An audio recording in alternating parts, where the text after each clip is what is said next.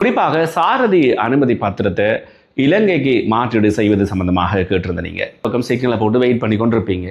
நீங்கள் அப்படியே வைடாக திரும்பி வரைக்கும் இங்கால 2 ஆட்டோ 2 மோட்டர் பைக் சைட்டால் போயிடும். இந்த அனுபவம் உங்களுக்கும் இருக்கும்.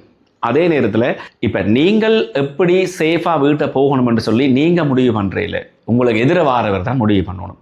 எந்த வளத்தால் வர போகிறார், அவர் அங்கேருந்து விரைக்கி அந்த பேட்டன் டிசைன் விளங்கிடும் எங்கே கொண்டே விட போகிறாருன்னு சொல்லி 6 மாதம் தான் அந்த டெம்பரரி லைசன்ஸ் வந்து மேக்சிமம் வந்து கொடுக்குறாங்க. இப்போ ஒரு ஃபாரினர், நீங்கள் ஒரு ஃபாரினர் இங்கே இப்போ உங்களுடைய லைசன்ஸ், அதாவது நீங்கள் எந்த நாட்டிலிருந்து இலங்கைக்கு வாரீங்கன்றது.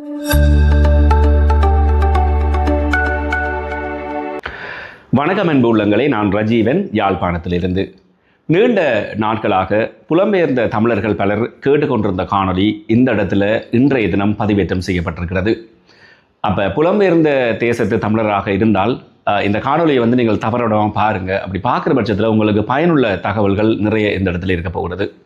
குறிப்பாக சாரதி அனுமதி பத்திரத்தை இலங்கைக்கு மாற்றீடு செய்வது சம்பந்தமாக கேட்டிருந்த நீங்கள். இப்போ சாரதி அனுமதி பத்திரத்தை மாற்றுறதுக்கு முதல்ல சில விடயங்கள் உங்களோட நான் பகிர்ந்து கொள்ள ஆசைப்படுறேன். இப்போ குறிப்பாக வந்து கடந்த 1 வருட காலமாக யாழ்ப்பாணத்தில் நான் குடியேறி இருக்கிறேன். அதாவது நான் கனடாவிலிருந்து யாழ்ப்பாணத்தில் வந்து குடியேறி இருக்கிறேன். அது உங்கள் எல்லாருக்குமே தெரிஞ்ச ஒரு விடயம். இப்போ கனடாவை பொறுத்த வரைக்கும் இப்போ நாங்கள் வேலைக்கோ அல்லது வாகனம் செலுத்த வேணும் என்று சொன்னால் இந்த கனேடியன் எக்ஸ்பீரியன்ஸ் என்று சொல்லி ஒரு விஷயம் தேவைப்படும். அதாவது அந்த தேசத்தை வந்து நாங்கள் ஒரு கொஞ்சமாவது படிச்சிருக்க வேணும். கிட்டத்தட்ட 1 மாதமோ 2-3 மாதமோ தேவைப்படும். அதே போல் யாழ்ப்பாணத்திலையும் இருக்கிறது. ஏன்னு சொன்னால் யாழ்ப்பாண எக்ஸ்பீரியன்ஸ். ஏன் நான் இதுக்காக சொல்கிறேன்னு சொன்னால், இப்போ அந்த காலங்களில் முந்தி நீங்கள் யாழ்ப்பாணத்தில் இருந்த காலத்தில் வாகனம் ஓடி இருப்பீங்க, மோட்டர் பைக் வச்சுருப்பீங்க, சொந்தமாக காரெல்லாம் வச்சுருந்துருப்பீங்க, நிறைய விஷயங்கள் இருந்தது. இப்போ வடமாகாணத்தில் இலங்கையிலேயே யாழ்ப்பாணத்தில் சற்று வித்தியாசமான வாகன ஓடுற நடைமுறை இருக்கிறது. இப்போ லைசன்ஸ் எடுக்க போகும்போது எல்லாருமே ப்ராப்பராக தான் பழகுறாங்க. ஆனால் அது வீதி கண்டு விரைக்க அந்த வீதி முறைகள் வந்து மீறப்படுகிறது. அதுக்காக நான் எல்லாரையும் ஒட்டுமொத்த யாழ்ப்பாணமே பிள்ளையாத்தான் வாகனம் ஓடுது என்று சொல்ல வரையில் என்னுடைய அனுபவத்தில் நான் கண்ட பல விஷயங்கள் இந்த இடங்களில் நான் உங்களோட வந்து நான் பகிர்ந்து கொள்ள போகிறேன்.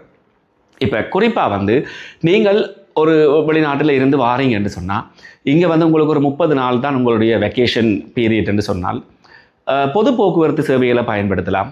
அல்லது வாகனத்தை வந்து ரெண்ட் பண்ணி நீங்கள் சாரதியோடு ரெண்ட் பண்ணி பாவிக்கலாம். அப்படியும் இல்லைன்னா இருக்கவே இருக்கிறது ஆட்டோ 3 வீல். இப்போ இந்த பிக்மி அது இதுன்னு எத்தனையோ விடயங்கள் இந்த இடத்துல வந்துட்டுது. எதுக்காக சொல்கிறேன்னு சொன்னால், இப்போ போக்குவரத்தில் இப்போ நான் அங்கே இருந்து இங்கே வரையக்குள்ளே எனக்கு சரியான ஒரு கஷ்டமாக இருந்தது. அங்கே உங்களுக்கு தெரியும், கனடாவில் வந்து இடது பக்கம் தான் ஸ்டீரிங், நாங்கள் வலது பக்கத்தால் போவோம். இங்கே ஆரம்பத்தில் லைசன்ஸ் இருந்தும் கூட, அந்த லைசன்ஸை வச்சு தான் நான் இப்போ இங்கே வாகனம் ஓடிக்கொண்டிருக்கிறேன். அப்படி இருந்தும் கூட இடக்கிட இங்கே வந்து போகைக்குள்ள வாகனங்களை ஓடி பழகி இருந்தும் கூட சரியான ஒரு கஷ்டமான விஷயமாக இருக்கிறது. இப்போ உதாரணத்துக்கு நாங்கள் இப்போ இலங்கையில் வந்து வலது பக்கம் திரும்பணும்னு சொன்னால் ஒரு சந்தியில் போய் நீங்கள் வலது பக்கம் சிக்னலை போட்டு வெயிட் பண்ணி கொண்டிருப்பீங்க. நீங்கள் அப்படியே வைடாக திரும்பி வரைக்கும் இங்கால 2 ஆட்டோ 2 மோட்டர் பைக் சைட்டால் போயிடும். இந்த அனுபவம் உங்களுக்கும் இருக்கும்.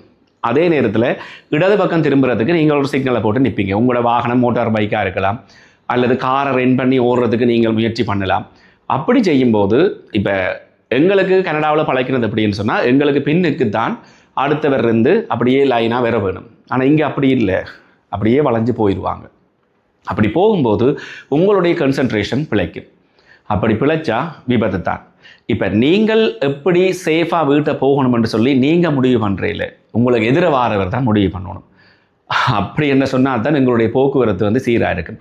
நான் வீதியால் போகிற பொழுது என்னுடைய வாகனம் சரியாக இருக்கா, நான் சரியாக ஓடுறான்றதை விட முன்னுக்கு வாரவர் எப்படி வாரார், அவர் சரியாக ஓடுறாரா, எந்த வளத்தால் வர போகிறார், அவர் அங்கேருந்து விரைக்கி அந்த பேட்டன் டிசைன் விளங்கிடும் எங்கே கொண்டே விட போகிறாருன்னு சொல்லி அதை பார்த்து தான் நாங்கள் இங்கே யாழ்ப்பாணத்தில் வாகனம் செலுத்த வேண்டியிருக்கு. இப்போ வெளி மாவட்டங்களுக்கு போயிருக்கிறேன், வவுனியாவுக்கு போயிருக்கிறேன், கொழும்புக்கு போயிருக்கிறேன், வாகனத்தை செலுத்தி கொண்டு போயிருக்கிறேன்.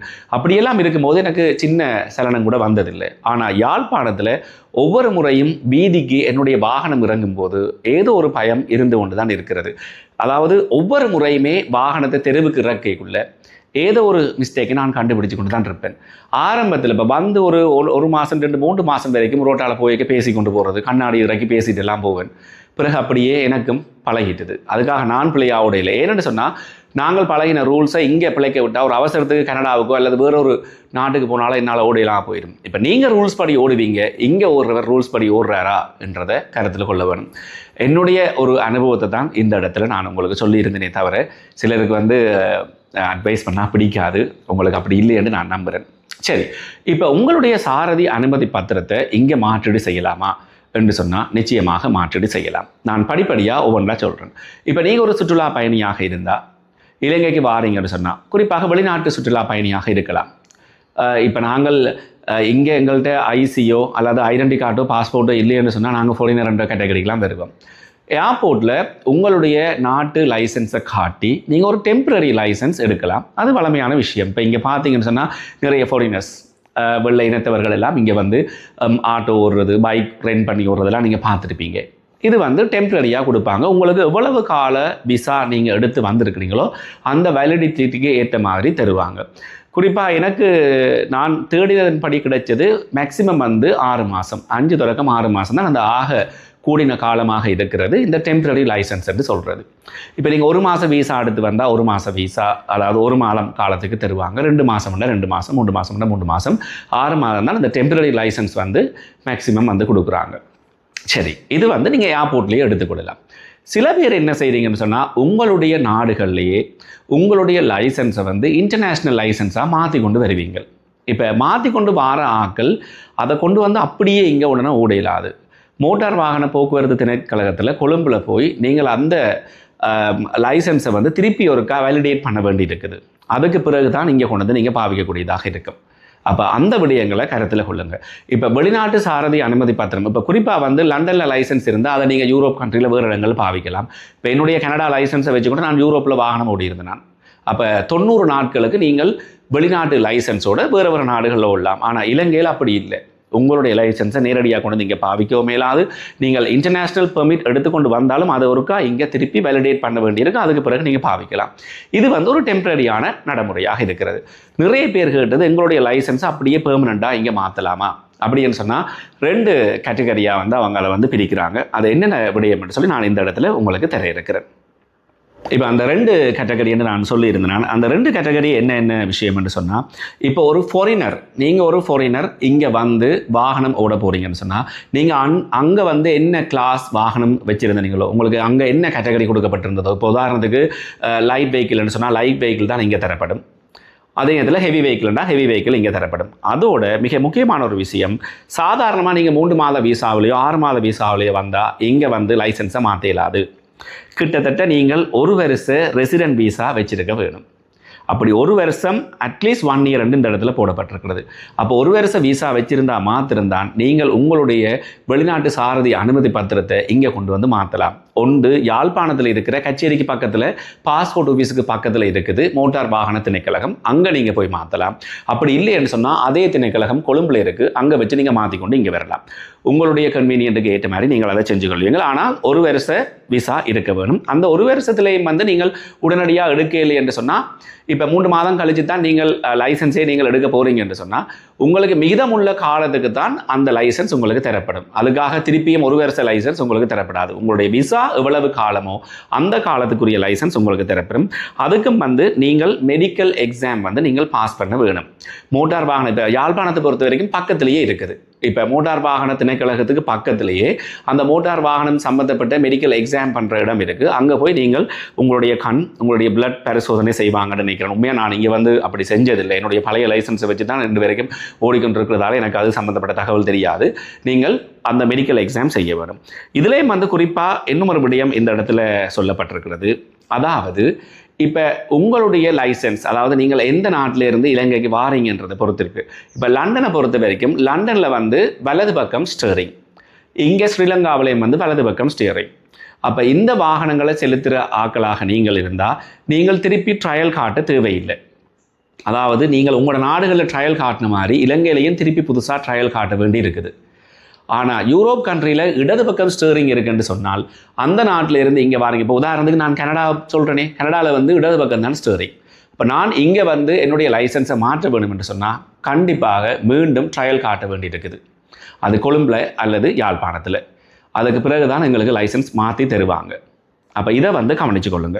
இப்போ இது வந்து யாருக்குன்னு சொன்னால் ஃபாரினர்ஸுக்கு. இப்போ ரியல் ஃபாரினர் நீங்கள் இங்கே வந்து 1 இயரோ 2 இயர்ஸோ விசா எடுத்து இங்கே நிற்க போகிறீங்க, பிஸ்னஸ் பர்பஸாக நிற்கிறீங்க, அல்லது வேறு ஏதோ அலுவலுக்காக இங்கே வந்து போக வேண்டியிருக்கு, ஒரு வருஷம் விசா வச்சிருக்கிறீங்கன்னு சொன்னால் உங்களுக்குரிய லைசன்ஸ் இந்த அடிப்படையில் தரப்படும். இப்போ நீங்கள் ஒரு டுவல் சிட்டிசன் அல்லது ஸ்ரீலங்கன். இப்போ ஸ்ரீலங்கன் சொன்னால் நீங்கள் ஸ்ரீலங்கன் பாஸ்போர்ட் இருக்கிறீங்க, உங்களோட பழைய லைசன்ஸ் இருக்குது. நிறைய பேர் கேட்டிருந்தீங்க பழைய புத்தகம் இருக்குது, அதை கொண்டு வந்து இங்கே மாற்றலாமான்னு சொல்லி. பழைய புத்தகம் இருந்தாலும் இல்லை என்று சொன்னாலும் அந்த தகவல்கள் உங்கள்ட்ட இருக்கிற பட்சத்தில் நிச்சயமாக அதை மாற்றி இப்போ இருக்கிற அந்த சிம் கார்டோடு இருக்கிற லைசன்ஸை நீங்கள் புதுசாக வந்து மாற்றி எடுத்துக்கொள்ளலாம். அதுக்கும் என்னென்ன நடைமுறை என்று நான் சொல்கிறேன் பாருங்கள். இப்போ உங்களுடைய ஸ்ரீலங்கன் பாஸ்போர்ட் இருக்க வேண்டும், வேலிடாக இருக்க வேண்டும். அதே நேரத்தில் ஸ்ரீலங்கன் நேஷனல் ஐடென்டி கார்டு இருக்க வேண்டும். இந்த ரெண்டும் இல்லாமல், அது டுவல் சிட்டிசனாக இருந்தாலும் சரி, நீங்கள் ஸ்ரீலங்கனாக இருந்தாலும் சரி, இந்த ரெண்டும் இல்லாமல் நீங்கள் லைசன்ஸை மாற்ற இயலாது. அதுக்கும் அதே நடைமுறை பின்பற்றப்படுகிறது. அதாவது உங்களுடைய பிசிக்கல் எக்ஸாம், மென்டல் ஹெல்த்துக்குரிய எக்ஸாம், கண்ணெல்லாம் செக் பண்ணுவாங்க. அதுக்கு பிறகு நீங்கள் இங்கே இருக்கிற யாழ்ப்பாணத்தில் இருக்கிற மோட்டார் வாகன திணைக்களகத்திலையும் எடுக்கலாம், கொழும்புலையும் எடுக்கலாம். அதுக்கும் கூட நீங்கள் உங்களுடைய ப்ராக்டிக்கல் எக்ஸாம் நீங்கள் செய்யத்தான் வேணும். குறிப்பாக அந்த வாகனத்தை செலுத்தி அந்த எக்ஸாம் வந்து நீங்கள் பாஸ் பண்ணியிருக்க வேண்டும். இதுவும் எப்படி என்று சொன்னால், இடது பக்கம் இருக்கிற வாகனம் ஓடுற நாடாக இருந்தால் இங்கே கண்டிப்பாக நீங்கள் அந்த ப்ராக்டிக்கல் எக்ஸாம் பாஸ் பண்ணியிருக்க வேண்டும். வலது பக்கம் குறிப்பாக லண்டன்லேருந்து வார ஆட்களுக்கு இந்த அடிப்படையில் நீங்கள் ட்ரையல் காட்டாமலே நீங்கள் லைசன்ஸ் எடுக்கக்கூடியதாக இருக்கும். குறிப்பாக 8 வருஷத்துக்கு அந்த லைசன்ஸ் உங்களுக்கு வலிடாக வந்து தருவாங்க. ஒவ்வொரு 8 வருஷத்துக்கும் ஒருக்கா நீங்கள் அந்த லைசன்ஸை வந்து புதுப்பிக்க வேண்டும். அந்த நேரத்திலையும் மீண்டும் நீங்கள் மெடிக்கல் எக்ஸாம் பாஸ் பண்ண வேணும். ஆனால் ட்ரையல் பாஸ் பண்ண வேண்டிய அவசியம் இருக்காது. இப்போ குறிப்பாக வந்து நீங்கள் இப்போ டெம்பரரி லைசன்ஸை பற்றி சொல்லியிருந்தேன். டெம்பரரி லைசன்ஸ் உங்களுக்கு அங்கே கார் இருந்தாலும் இங்கே மோட்டார் பைக்கும் 3 வீலும் தரப்படுகிறது. இது வந்து டெம்பரரியாக ஏர்போர்ட்டில் இறங்குற ஆட்களுக்கு. இப்போ அங்கே 3 வீலே இருக்காத ஒரு நாட்டில் இங்கே வந்து 3 வீல் லைசன்ஸ் எடுத்து அவங்க ஓடுறாங்க. ஆனால் இந்த பெர்மனன்ட் லைசன்ஸ் நீங்கள் மாற்றுகின்ற பொழுது முந்தி உங்களோட லைசன்ஸில் 3 வீல் இல்லாட்டி இங்கே 3 வீல் தரப்பட மாட்டாது. ஆனால் உங்களுக்குரிய அந்த லைட் வெஹிக்கிளுக்குரிய காருக்குரிய மோட்டார் பைக்குரிய லைசன்ஸ் அப்படியே ஆட் ஆகி இந்த இடத்துல வருது. அதையும் கவனிச்சு கொள்ளுங்க. மேலதிக விவரங்கள் ஏதாவது தேவை என்று சொன்னால் என்னுடைய தொலைபேசி இலக்கம் இருக்குது, நீங்கள் அழைச்சி கேட்கலாம். இப்போ உங்கள்ட்ட வெளிநாட்டில் லைசன்ஸ் இருக்குது, 10-15 வருஷம் அங்கே வாகனம் ஓடி நல்ல ஒரு தேர்ச்சி பெற்ற ஒரு ஆளாக இருக்கிறீங்க என்ற காரணத்துக்காக இங்கே வந்து லைசன்ஸை மாற்றி நீங்கள் வாகனம் செலுத்துகின்ற பொழுது மிக கவனமாக இருக்க வேண்டும். அப்படி இல்லை என்று சொன்னால் இங்கே இருக்கிற ஒரு லேர்னர்ஸுக்கு போய் அடிப்படையில் என்னென்ன விடயங்களை வந்து அவங்க சொல்லிக் கொடுக்குறாங்கன்றதை பாருங்கள். ஒரு 2-3 கிளாஸ் எடுத்துட்டு வாகனத்தை செலுத்துறது உங்களுக்கு நல்லா இருக்கும். அதே சமயத்தில் இப்போ நீங்கள் ட்ரையல் காட்ட வேண்டியிருக்கு. அதுக்கும் இந்த லேர்னர்ஸ் வந்து இப்போ நான் இந்த லேர்னர்ஸ்க்கு போங்கன்னு நான் சொல்லலாது. இங்கே நிறைய லேர்னர்ஸ் இருக்குது. அதில் போய் ஒரு 2-3 கிளாஸ் போயிட்டு அதுக்கு பிறகு நீங்கள் ட்ரையலுக்கு போகிற பட்சத்தில் ட்ரையலும் பாஸ் பண்ணுவீங்க. இங்கே இருக்கிற தற்காலத்து நடைமுறைகளையும் வந்து நீங்கள் புரிஞ்சு கொள்ளக்கூடியதாக இருக்கும். என்னுடைய காணொளி உங்களுக்கு பயனுள்ளதாக இருக்கும் என்று நான் நம்புகிறேன். மறுபடியும் உங்களை ஒரு புதிய காணொளியில் சந்திக்கிறேன். இப்போதைக்கு பாய்.